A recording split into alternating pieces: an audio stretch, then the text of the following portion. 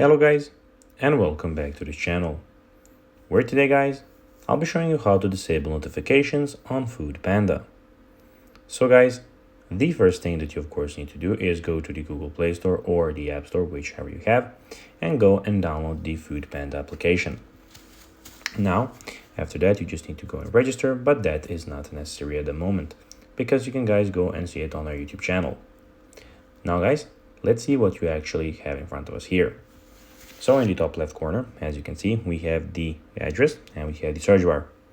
Also, we have the home, shops, search, and account tabs down here. But now guys, let's see how you can actually go and disable notifications on Foodpanda. It is pretty simple. You just need to go and follow these few steps that I'll be showing you.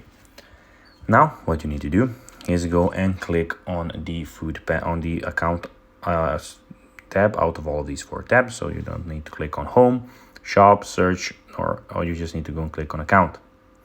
After that guys, what you need to do is you have, as you can see, a lot of options here, but you need to go and click on the top right corner and click on the settings option.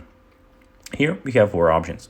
You have language, receive push notifications, receive offers by email, or show floating icon. Well, what you need to do is guys, go and click on the notifications and click to not receive them anymore. So guys, that will be everything for this video. I hope that you found this video informative and entertaining guys.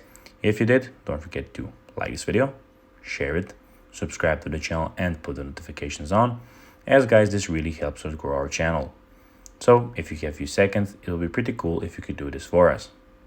So guys, as I said, that will be everything for this video. I hope that you enjoyed it. And guys, as always, I'll be seeing you in the next video on this YouTube channel. Bye guys.